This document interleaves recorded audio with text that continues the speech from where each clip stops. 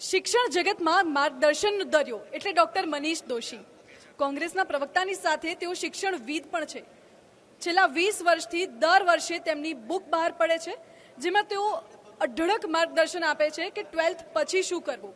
Doctor Manish Doshi TV9ના education એક્સપોના મંચ ઉપર અત્યારે અમારી સાથે ઉપસ્થિત છે. Welcome sir. Thank you. Sir, સૌથી કોમન પ્રશ્ન, પરંતુ કદાચ જીવનમાં દરેક વ્યક્તિને આ મૂંઝવતો હશે કે 12મા પછી શું? આનો જવાબ સર. ધોરણ 12 વિજ્ઞાન પ્રવાહનું પરિણામ આવી ગયું. પરિણામ આવે એટલે મા બાપો માટે ચિંતા કે હવે મારા બાળક માટે આગળની શું કારકિર્દી. હું TV9ને એજ્યુકેશન એક્સપો યોજવા બદલ અભિનંદન આપું છું કે એક જ પ્લેટફોર્મ ઉપર વાલીઓને મૂંઝવતા પ્રશ્નોનું એક જ પ્લેટફોર્મ ઉપર તમે સરાહનીય પ્રયત્ન કર્યો છે. તમે ખૂબ ખૂબ અભિનંદનને પાત્ર. Thank you sir. રહી વાત કે ધોરણ 12નું પરિણામ આવી ગયું, હવે શું કરવું, મુદ્દો પ્રશ્ન. કોલેજની પસંદગી કેવી રીતે કરવી, કઈ વિદ્યા શાખામાં રહે તો મારા બાળકનું ઉજ્જવળ ભવિષ્ય બનશે, ફીનું ધોરણ શું હશે, પ્રવેશ લેવો તો કઈ રીતે લેવો. તો દરેક પ્રકારની વિટંબણા સાથે હંમેશા હું કહેતો હોઉં છું બધાને, અને TV9ના એક્સપોમાં પણ એ કહી રહ્યો છું કે બાળકને તમે પહેલાં જુદી જુદી સંસ્થાઓમાં જ્યાં છે એનું ઘરે લિસ્ટ બનાવો. પસંદગી કરતી વખતે તમે પહેલાં તમારા ઘરે થોડુંક હોમવર્ક કરીને જાઓ કે ભાઈ મારે એન્જિનિયરિંગમાં જવું છે તો એન્જિનિયરિંગની મારા બાળકની પ્રમાણે જે માર્ક્સ આવ્યા છે એના પ્રમાણે એની આગળ શું શું છે અવેલેબલ. પછી એ સંસ્થાને જોવા જાઓ. માત્ર વેબસાઇટ જોઈને તમે સુંદર સુંદર વ્યવસ્થા જોશો, વેબસાઇટ ઉપર બધું સારું લાગે, પણ વાસ્તવિક કોલેજની મુલાકાત લો. અહીંયા લેબોરેટરીની કેવી વ્યવસ્થા છે, અહીંયા ફેકલ્ટીઝ કેવી છે, અહીંયા પૂર્વ વિદ્યાર્થીઓ ભણે છે ને એના માટેની શું એમની છે, વિદ્યાર્થીઓનો અભિપ્રાય શું છે. દેખાદેખીમાં અભ્યાસક્રમની પસંદગી કરવા કરતાં મારા બાળકની રસ અને રુચિ ક્યાં છે. તમે આની પહેલાંના અમારા વક્તા સફીન સર વખતે પણ એ જ પ્રશ્ન પૂછ્યો હતો અને એ જ કહું છું કે રસ અને રુચિ. મારું બાળક છે એ બાજુવાળાને, મારી મિત્રની દીકરો મિકેનિકલ એન્જિનિયર, મારે મિકેનિકલ થવું, એમાં મહેરબાની કરી ન કરો. તમે એપ્લાયન્સીસ કોપી પેસ્ટ કરી શકો, ખરીદી શકો કે બાજુવાળા આ કંપનીનું ટીવી લાવ્યા તો હું લઈ આવું, પણ મારી દીકરી કે મારો દીકરો એ જ ભણાવો કે જે એના મનમાં પડેલી શક્તિ છે. આ દેશની અંદર ને વિશ્વના પટલ ઉપર આપણને અદ્ભુત તકો અને અઢળક તકો છે. હું અદ્ભુત અને અઢળક એટલા માટે દરેક જગ્યાએ કહું છું કે અદ્ભુત તકો પણ છે અને અઢળક તમને તમારામાં તમને અપેક્ષા પણ પ્રમાણે તકો પણ ઉપલબ્ધ છે. તો આ અદ્ભુત અને અઢળક વચ્ચે તમારા બાળકને કોપી પેસ્ટમાં ન મૂકી દો. ઘણું બાળક પોતે એન્જિનિયરને બદલે અન્ય અભ્યાસક્રમમાં વધુ સારું થાય કે, એટલે હું ઘણી વખત મજાકમાં કહેતો કે એન્જિનિયર બહુ પૈસા કમાય, ડૉક્ટર બહુ પૈસા કમાય, પણ એનો હિસાબ તો ચાર્ટર્ડ એકાઉન્ટન્ટ જ વ્યવસ્થામાં ગોઠવી આપે છે આપણને. એટલે ચાર્ટર્ડ એકાઉન્ટન્ટ તો આ બધાથી ઉપર થયો આપણને. તો આપણે આપણા બાળકને શા માટે ફરજિયાત કરીએ? એને પૂછો, એની સાથે વાત કરો, અને એનું જ્યાં લગી એનું છે ત્યાં લગી. દરેક બાળકમાં અપાર ક્ષમતા છે. દરેક બાળક એ સારામાં સારું છે, કારણ કે પૃથ્વી પર માણસ બનાવ્યો છે એને ભગવાને, તો એનામાં તો અપાર ક્ષમતા જ મોકલી છે. એ તો ભેદભાવ નથી રાખતો. જે કાંઈ ભેદભાવ થાય એ નીચે થાય, ઉપર તો થતો નથી કુદરત તો એ બાળકમાં અપાર ક્ષમતા છે. એને ઓળખીને એ દિશામાં આપણું કામ છે, અને TV9એ આ એક સરાહનીય પ્રયત્ન કર્યો છે. સર, 12th સાયન્સનું રિઝલ્ટ આ વખતે આવ્યું, આપે વાત કહી. આ વખતે રિઝલ્ટ ઘણું ઓછું આવ્યું છે ઓવરઓલ જોવા જઈએ તો દર વર્ષ કરતાં. ઘણા બાળકોએ જે વિચારી રાખ્યું હતું કે હું 12th પછી આ કરીશ, હું આ બનીશ, એના માટે પૂરતું રિઝલ્ટ તો આવ્યું જ નથી. તો હવે એ લોકો એકદમ કન્ફ્યુઝ થઈ ગયા છે કે શું કરવું જોઈએ. એવા બાળકો માટે આપ શું રાય આપશો? ના, સરસ મજાનો આપનો પ્રશ્ન છે. એન્જિનિયરિંગની અંદર એ ગ્રુપના વિદ્યાર્થીઓ જેને PCM રાખ્યું છે, એટલે કે ફિઝિક્સ, કેમેસ્ટ્રી અને મેથેમેટિક્સ છે, એન્જિનિયરિંગમાં પ્રવેશ માટે કોઈ તકલીફ નથી. ફક્ત થોડીક પ્રતિષ્ઠિત કોલેજો અને અમુક વિદ્યાશાખા પૂરતી આપણને ધસારો લાગે. બાકી એન્જિનિયરિંગની અંદર જેટલા એ ગ્રુપના પાસ થયેલા વિદ્યાર્થીઓ છે એના કરતાં બમણી બેઠકો આપણી આગળ છે. સવાલ આવશે કે આપણે બ્રાન્ચ કઈ વિદ્યાશાખા પસંદ કરવી. અને સાથે સાથે બી ગ્રુપમાં મેડિકલની અંદર MBBSની અંદર BDS, આયુર્વેદા અને આપણે હોમિયોપેથી, આ 4 નીટના આધારે થવાના છે. એટલે પ્રશ્ન એટલો છે કે નીટના સ્કોરના આધારે પ્રવેશ થવાનો હોય ત્યારે ઘણા વિદ્યાર્થીઓને પ્રશ્ન છે નીટનો સ્કોર સારો આવશે પણ એને મેડિકલમાં જવું છે, એને મળે છે, પણ એનો 12માનું એલિજિબિલિટી નથી થતું. આપણે તો આવા સંજોગોની અંદર કોઈ નાસીપાસ થવાની જરૂર નથી. કોઈ પણ એક વિદ્યાશાખામાં પ્રવેશ નથી મળતો તો એનાથી તમને કોઈ તકલીફ નથી પડવાની. અનેક તકો છે, અનેક જગ્યાએ જઈ શકો. મેં એવું ઘણા લોકો જોયા છે મારા કારકિર્દીમાં કે જે વિદ્યાર્થીને 12મા ધોરણની અંદર અદ્ભુત પર્સન્ટેજ આવ્યા હોય, સરસ મજાનું રિઝલ્ટ, પણ એ બાયોટેક સિલેક્ટ કરે કે મારે બીએસસી થઈને આગળ કેરિયર બનાવી છે, રિસર્ચ ફિલ્ડમાં જવું છે, સારી વસ્તુ છે. પ્યોર સાયન્સ, એપ્લાઇડ સાયન્સનું સૌથી સારી જિંદગી છે. એમાં તમે થોડીક પેશન્સ સાથે વધુ જો સમય સંશોધન તરફ જાઓ તો તમને બહુ સફળતાની તકો રહેલી છે. એટલે હું આ પરિણામને ટકાવારીની દ્રષ્ટિએ ઓછી છે એ વાત સાચી, પણ જે વિદ્યાર્થીઓને પરિણામ સારું આવ્યું છે એને પ્રવેશમાં કંઈ તકલીફ નથી. ઓછું આવ્યું છે તો એને નિરાશ થવાની જરૂર નથી. ખાસ કરીને મા બાપે, એમાં પણ મમ્મીને ખાસ નિરાશ થવાની જરૂર નથી હોતી, કારણ કે મમ્મી નિર્ણય કરતામાં બહુ દબાણ કરતી હોય છે બાળક ઉપર, અને મા બાપના મનમાં એવું હોય છે કે જો હું એન્જિનિયર ન બન્યો મારો દીકરો તો ગમે એમ કરીને એન્જિનિયર બનવો જ જોઈએ, હું ડૉક્ટર નથી બન્યો મારો દીકરો ડૉક્ટર બનવો જ જોઈએ. એ વિચાર સારો છે, પણ બાળકને પૂછીને તમે જો એને ડૉક્ટર, એન્જિનિયર કે અન્ય વિદ્યાશાખાની પસંદગી મૂકો તો એ સુંદર પરિણામ મેળવશે અને એક શ્રેષ્ઠ પરિણામથી એ આગળ શ્રેષ્ઠ વ્યક્તિ પણ બનશે. સો સર, ઘણા પેરેન્ટ્સ એવા હોય છે કે નાનપણથી જ મેરા બેટા એન્જિનિયર બનેગા, ઘણા બધા એવા હશે, એવા પેરેન્ટ્સને આપ શું કહેશો? વિચાર સારો છે. આપણે મોટાભાગે થાય છે શાળાની અંદર જે વિષયો પૂછવામાં આવે ને નિબંધ લખવાનો, તો 4-5 જ શિક્ષકો આપણને શીખવે. આમ તો આપણે એને માસ્તર કહીએ. માસ્તર એટલે માના સ્તરનું ભણાવે એ માસ્તર. તો વર્ગખંડની અંદર આપણે જ્યારે શાળા કક્ષાએ વિષય પૂછવામાં આવે ને તો મોટાભાગે બાળકને કહેવામાં આવે કે તું શું બની? ડૉક્ટર, એન્જિનિયર, સાયન્ટિસ્ટ અને શિક્ષક. આ 4-5 જ શબ્દો પ્રાથમિક શાળામાં ફિક્સ કરેલા હોય અને એમાંથી થાય. અને બાળક કલાકાર બનવા માગતો હોય એ કલાકાર સરસ મજાનો જીવંત પાત્ર કરતો હોય તો આપણે એને નથી એ તક આપતા. એટલે હું કહું છું કે એન્જિનિયર બનવાની વાત સપના જોવું સારું છે. એટલે તમે આની પહેલાંના પર એક સરસ પ્રશ્ન પૂછ્યો કે કોમ્પ્યુટર ઉપર બેઠો રહેતો હોય બાળક, તો મારા બાળકને કોમ્પ્યુટર એન્જિનિયર બનાવવો જોઈએ, દરેકને વિચાર થાય. સવાલ એ નથી. કોમ્પ્યુટર એન્જિનિયર બનવાથી કોમ્પ્યુટર નહીં, એમ તો તમે BCA થઈ શકો છો, તમે એની સાથે સાથે ખાલી ગેમ જોઇનિંગમાં જ તમે શીખી શકો છો. આજે વિશ્વની અંદર સૌથી મોટો જો કોઈ ઓપોર્ચ્યુનિટી હોય તો ગેમમાં છે, એનિમેશનમાં છે. તો એની વસ્તુ છે, પણ તમે એને જુઓ જુદા જુદા પાસાઓને, પણ એને મોટાભાગના બાળકને આકાશ તરફ જોવાની ટેવ હોય. એનો મતલબ એવો નથી કે એને એસ્ટ્રોફિઝિક્સ કે એસ્ટ્રોનોમીમાં રસ છે. મોટાભાગનાને પ્લેન જોવા ગમે, મને ગમે, આપે જોયા છે બાળકને. ઘણા બાળક એવું મા બાપો કહેતા હોય છે કે મારું બાળક રમકડા ખોલી નાખે છે આખે આખું, પછી ફિટ કરી દે છે. તેનો મતલબ નથી કે એ એન્જિનિયર છે, એની ક્યુરિયોસિટી છે. બાળક હોય એને હોય જ કોઈ પણ વસ્તુ સાજુ આપો એટલે એ ખોલીને મૂકી દે. એનો મતલબ એ નથી કે એ ઓટોમોબાઈલ એન્જિનિયર બનવા માટે ટોપ મોસ્ટ એન્જિનિયર બનશે. એના કરતાં બેટર વે કે સમયાંતર એની ક્યુરિયોસિટીમાંથી કન્વર્ઝન આવે, એનું પરિવર્તન આવે અને એ બાળકને સમયાંતર પછી એની પોતાની રસરૂચિ પ્રમાણે અભ્યાસક્રમમાં જાય. કોઈ પણ વસ્તુ મગજમાં ફિટ ન કરી દો. મોટાભાગે આપણે એવું કહીએ છીએ કે આગામી દિવસની અંદર એન્જિનિયર, કોમ્પ્યુટર એન્જિનિયર બનાવો. આપણે એમ કહીએ કે એને એન્જિનિયર બનાવવો છે. આપણે કોઈ હું મા બાપોને ખાસ કહેતો હોઉં છું, તમે કોઈ કોલેજે પકડી ન રાખો, કોઈ વિદ્યાશાખાએ ન પકડો. તમારે પકડવું હોય તો તમારા બાળક શ્રેષ્ઠ એન્જિનિયર બને એનું ધ્યાન રાખો. તમારો બાળક શ્રેષ્ઠ જે અભ્યાસક્રમમાં ભણે, કારણ કે લોર્ડ ઓફ ધી લાસ્ટ બેન્ચની કોઈ કિંમત નથી. સ્પર્ધાનો સમય છે અને આપણે તો પ્રગતિશીલ દેશ છીએ ભારત, જ્યાં જનસંખ્યા કૂદકે ને ભૂસકે વધે છે. તો એ જનસંખ્યાની સામે સ્પર્ધા એટલી બધી છે, તો એની સામે જો શ્રેષ્ઠ પ્રદર્શન કરવું હોય તો શ્રેષ્ઠ અભ્યાસક્રમ કરવો પડશે, વર્ગખંડનું શિક્ષણ ભણવું પડશે બરાબર. એટલે જે વિદ્યાશાખામાં આપ ભણો, જરૂર નથી કે તમે એન્જિનિયર થાવ, જરૂર નથી કે તમે ડૉક્ટર થાવ, પણ જે અભ્યાસક્રમમાં તમે BA વિથ ઇંગ્લિશ થાવ તો બેસ્ટ થાવ, BA વિથ ગુજરાતી થાવ તો શ્રેષ્ઠ થાવ. પછી તમને એવું થાય કે તમે MA વિથ ગુજરાતી થયા હોય તમને એક પાના શુદ્ધ ગુજરાતી લખતા ન આવડે તો એનો કોઈ અર્થ નહીં. BA વિથ ઇંગ્લિશ થાવ ને એક અરજી લખતા એપ્લિકેશન ઇંગ્લિશમાં ન આવડે તો કોઈ જરૂર નથી. જરૂર છે તમે જે ભણો એ ઉત્તમ ભણો, શ્રેષ્ઠ ભણો, કારણ કે મા બાપો તમારી સાથે માત્ર નાણાંનું ઇન્વેસ્ટમેન્ટ નથી કરતા, એમની અપેક્ષાઓનું પણ ઇન્વેસ્ટમેન્ટ કરતા હોય છે. સર, આ વખતે રિઝલ્ટ ઓછું આવ્યું છે. મોટાભાગના બાળકો જે સાયન્સમાં એ ફિલ્ડમાં હોય તો એમનું એવું સપનું હોય કે એન્જિનિયર બનીએ, B ફિલ્ડમાં હોય તો ડૉક્ટર બનવાનું સપનું હોય. પછી રિઝલ્ટ આવે એટલે ખબર પડે કે આપણે તો સપનું જ બદલી દેવું પડશે હવે. તો આવા લોકોને આપ શું એડવાઇસ આપશો? કારણ કે એમના દ્રષ્ટાંતથી ખાલી 2-3 ફિલ્ડ્સ જ દેખાય છે. એન્જિનિયરિંગ છે, BTech છે, BCA છે, BSc છે. એ સિવાયના જે પાસાઓ છે એ તો એ લોકોને નથી દેખાતા.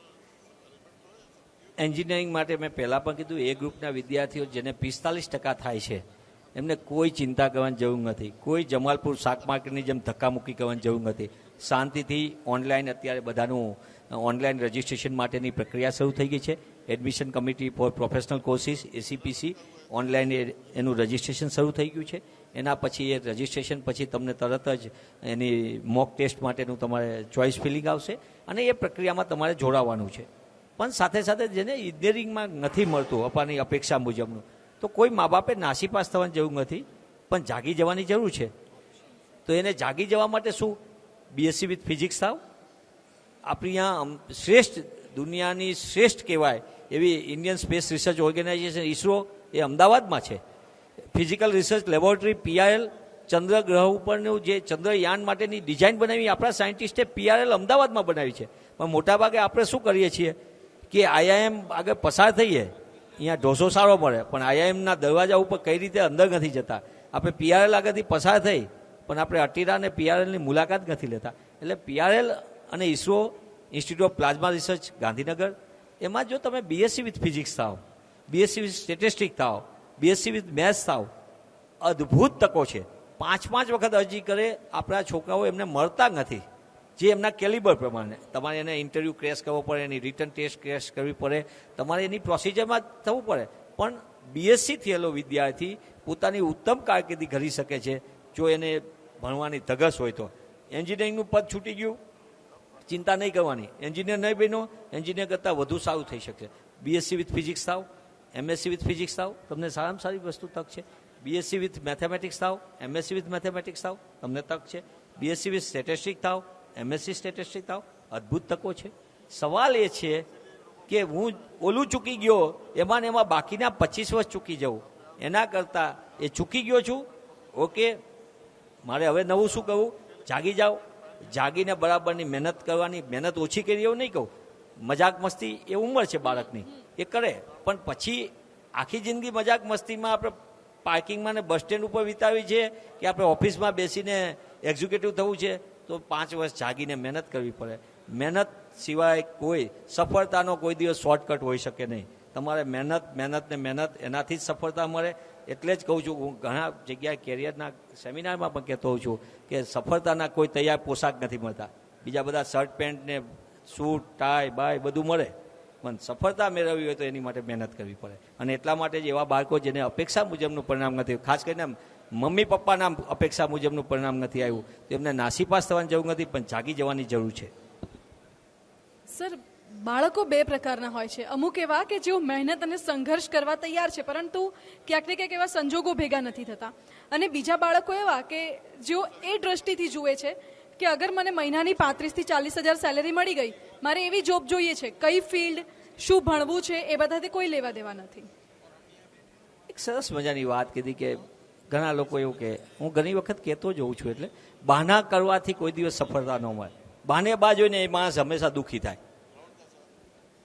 તમારી સામે આવ્યું છે, પડકાર આવ્યો છે, લેટ ધેમ. દરેકના જીવનમાં આવે પડકાર, સમસ્યાનો પ્રકાર બદલાતો જાય. જેમ મોટો માણસ થાય એની સમસ્યા અલગ હોય. તો એ સમસ્યા આવી છે, હું ચેલેન્જને એક્સેપ્ટ કરું, એમાં આગળ વધું, નિશ્ચિતપણે મને સફળતા મળવાની છે. જેટલો મોટો પડકાર એટલી મોટી સફળતા. અને એટલે જ કહું છું કે બાળકે જે જગ્યાએ કોઈ પણ, મેં એવા અનેક જોયા છે વિદ્યાર્થીઓ કે જેને સાયન્સમાં ભણ્યા હોય અને 12માં એની અપેક્ષા મુજબનું પરિણામ નથી આવતું, સીધો ડાયવર્ટ થઈને આર્ટ્સમાં આવી જાય, વિજ્ઞાન પ્રવાહ પસંદ કરે. આર્ટ્સમાં આવ્યા પછી એ બાળક આગળ વધીને એમએ કરે અથવા તો સિવિલ સર્વિસીસમાં ધ્યાન કેન્દ્રિત કરે. જેમ કે આપણે સફીન સરને હમણાં સાંભળ્યા, સફીન સર ગુજરાતી માધ્યમની શાળામાં ભણેલા, કાણોદર. હું જેમ ગ્રામ્ય વિસ્તારમાંથી આવું છું, હું પણ ગુજરાતી મીડિયમનો વિદ્યાર્થી. એમને સરસ મજાનું એસવીએનઆઈટીમાં JEE એમને મળ્યું એડમિશન અને એમને લીધું. મેં પણ LD એન્જિનિયરિંગ કોલેજમાં મને એડમિશન મળ્યું, ઇન્સ્ટ્રુમેન્ટેશન કંટ્રોલ મેં પણ લીધું, મેં માસ્ટર કર્યું, પછી ડોક્ટરેટ કર્યું. તો સવાલ એ છે કે તમને મળતી તકોમાં કોઈ એમ કે અંગ્રેજી માધ્યમનો બહુ તકલીફ, ગુજરાતી માધ્યમ, તો સફીન સર ગુજરાતીમાં UPSCની એક્ઝામ આપી અને ક્રેશ કરી, અને ક્રેક કર્યા ને એ પછી ઇન્ડિયન પોલીસ સર્વિસમાં જોઈન થયા, ઇન્ટરવ્યુ ઇંગ્લિશમાં ફેસ કર્યું હતું. એટલે બહાનાબાજી કરવાથી સફળતા મળે નહીં. અને મોટાભાગે મા બાપો પરિણામ પછી જે પરિસ્થિતિ કરે ને, હું કોઈને નાસીપાસની દ્રષ્ટિએ નથી કહેતો, પણ મોટાભાગે તમે જોજો, મોટાભાગે મા બાપ કે આ વખતે પેપર થોડું ઓલું હતું ને, કોરોનાની તકલીફ હતી ને એવી હતી. કોરોનામાં જે છોકરાઓ બેઠા એ બધાને કોરોના જ હતો, વિશ્વ આખામાં કોરોના હતો. તમારું બાળક એક યુનિક છે, વાત સાચી, તમારું બાળક છે, પણ તમારા બાળકને નથી આવ્યા તો એને શાંતિથી બેસી સમજાવો, મહેનત કરવાની પદ્ધતિ બદલાવો, એની રીડિંગ ને લર્નિંગની જે કેપેસિટી છે એને તમે ઉજાગર કરો. ઘણો બાળકને એવું હોય છે કે નહીં, આટલા વાગે નહીં વાંચું તો ઓકે, હું કોઈ દિવસ વહેલી સવારે, બધા એવું કે વહેલા જાગીને વાંચે એ જ જોરદાર શ્રેષ્ઠ પરિણામ લાવી શકે. મેં કોઈ દિવસ વહેલું વાંચ્યું જ નથી. હું પરીક્ષાના અડધી કલાક પહેલા 1 કલાક પહેલા જાગતો હતો અને 1 કલાક પહેલા જાગીને પરીક્ષા દેવા જતો હતો, પણ મેં હંમેશા રાતે 3 વાગ્યા સુધી વાંચ્યું. એટલે તમે બેઝિકલી વાત છે હવે કોલેજનું સમસ્યા છે. ધોરણ 12ના વિજ્ઞાન પ્રવાહના વિદ્યાર્થીઓ હવે કોલેજમાં જશે. હું ખાસ મા બાપને TV 9ના માધ્યમથી અપીલ કરું છું કે કોલેજમાં જાઓ. તમે હવે યુવાન થઈ ગયા, તમને મજા આવશે અને એ કોલેજમાં જશો તો મહેરબાની કરીને બહાર ન બેસતા, વર્ગખંડમાં બેસો, ટીચરને પૂછો.